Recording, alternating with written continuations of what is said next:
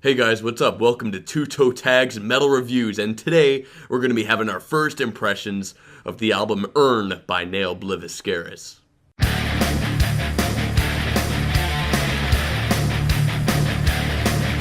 So I'm going to say here, I don't know too much about this band.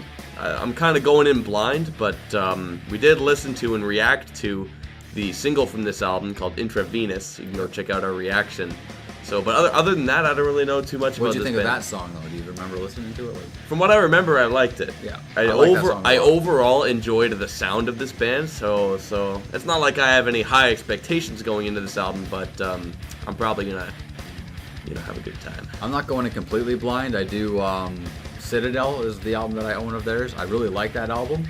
I've been meaning to check out more of their stuff, more of their other albums, but I figured since they have a new one coming out, I'll just hang tight and wait for that one and listen to it. So I'm pretty hyped for this.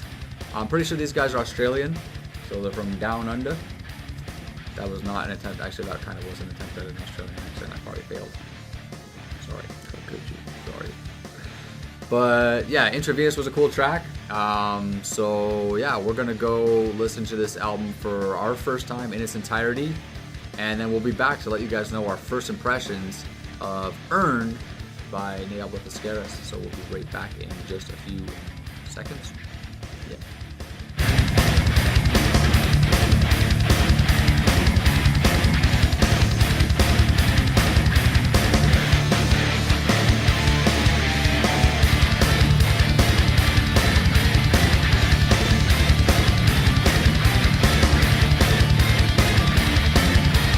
Hey guys, welcome back. We just listened to Earn by Obliviscaris, and I'm going to open up the floor here and say that this was an interesting album because I didn't feel this album blew my socks off. It didn't blow my mind. Okay. But I really see potential in this album to grow. And there are a few things I liked and a few things I disliked, and I'm going to talk about that. Go ahead. So one thing that I really liked was the atmosphere these guys created. I guess they're well known for this in their music, especially with the violin. Very atmospheric. Sounds fantastic. The beginning of Eerie. I'm not sure how to pronounce that. I would just say Eerie. Eerie. Fourth track.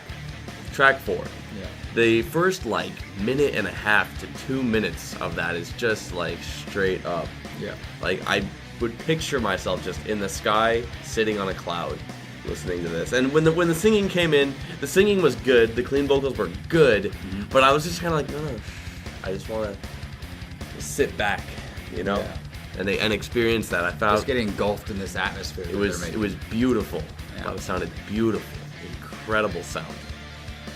That was one of the main things that kind of struck me there. Just wow, these guys can really orchestrate a picture in your head like that. And they do that with all the tracks, really, I found at parts, but that was where it was the most potent.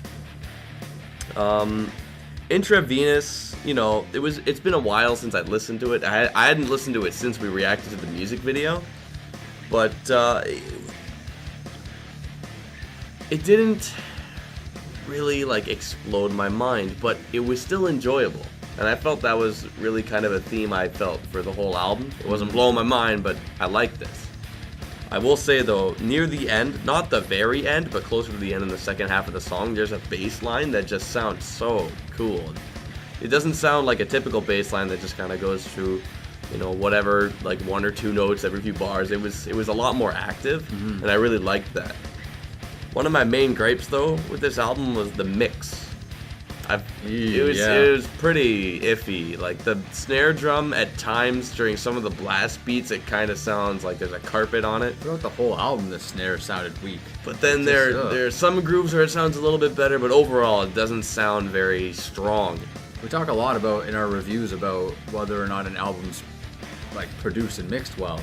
Because I noticed when it is, and when it's not, it sounds. It's not that this is bad. But there's something off about the mix. You mentioned what we were listening to. You mentioned the vocals sound like they're behind the music. Yeah. And it's true. They do sound like that. They sound good. They're nice, clean vocals. They come through really nicely. But just the balance of the instruments compared to the vocals is a little off. It's not mixed as well as I would like it to be. The snare drum, like you just mentioned, pretty weak throughout the album. There's some parts where it sounds really horrible. Some parts where it sounds like it's got a little bit of meat to it, but still below that par line. It's really, really iffy. Yeah. I don't know. There's good and bad with this. The bad stuff we kind of just went over. Another sort of negative thing is I'll say that after a first listen, all these songs kind of blend in together and sound the same. It's going to be really hard. If this album is on shuffle, it's going to be really hard to know what song you're listening to. Because each song is like between 6.5 to 12 minutes long, minus the second track, which is basically a useless track. It's basically a violin solo for 2.5 minutes. I feel that perhaps nothing too special, but instead of being an outro to Meliora, yeah, like instead of being part 2, how about part 2 beat part 1 as an intro track? And then either way, whatever. It could have all just been one track and been 10 minutes long instead of a 7-minute long and a 2-minute long. But I feel like that would have been a little bit more effective, at least to captivate like the listener, and to have it start that way and then get into the meat of it, as opposed to have that kind of stuck on at the end. One thing I do really like about this album, this band, is the use of violin. I really like violin in my metal. I think violin's an amazing instrument. It's one of those instruments that I just love the sound of. It's such a pure sound. I love it. It might be a little too much on here because, like, you keep hearing these violin parts and they sound amazing, but they kind of sound the same throughout each song. But that's something that hopefully with more listens, I'll start to be able to pick out the individuality between those different parts, and they won't sort of blend together. The clean vocalist, who's also the violinist, he sounds amazing. I love this guy's voice. I love the tone of his voice, the pitch of his voice. He sounds really great. The harsh vocalist sounds very average.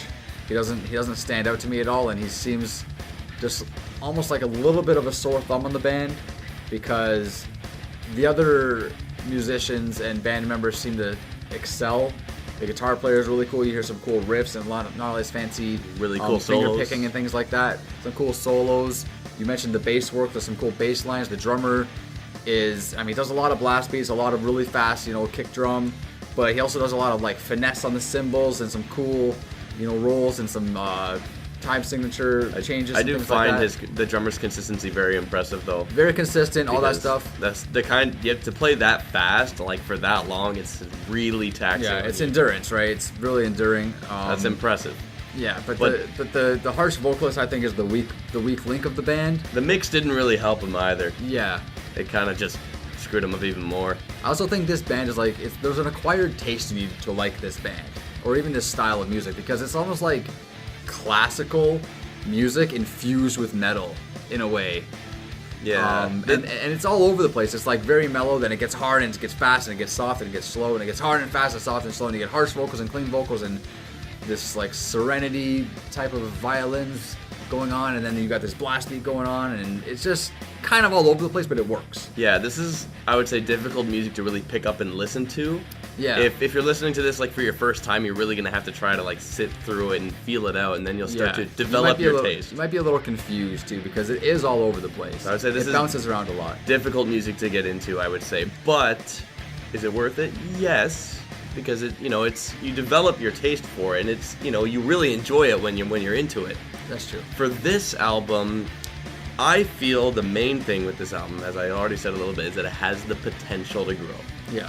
When I was going through these songs, I wasn't saying, oh, this one's kind of lame, this one, I'll rate this one low personally. I gave them a chance because I'm like, you know what, I feel like there's something in here that can really stand out to me. Mm-hmm. And I feel like this album as a whole can definitely grow on me. Like, I'm really feeling that there is potential in this album. Yeah, but I think, like every other album we review, we got to give this the test of time. Exactly. And see if this album just gets annoying after a few listens, or if it starts to grow on us and becomes more enjoyable. But for a first impression, I think I'm kind of in the middle ground right now, where I liked it, but I really need to start being able to pick out the individuality in each song, because it all kind of blended together. And I'm looking forward to more listens. So throughout the week, we're going to listen to this album as much as we can, and we'll be back next week to give you guys our final review of Earn by Obliviscaris. But that's all I got to say about it right now. Just guys, remember to like, comment, favorite, subscribe for more if you like it. Remember, 1 week from now, we're going to be having our final review of Earn by Obliviscaris. I'm TV Fish. And I'm Bile Self. See you guys later. Later.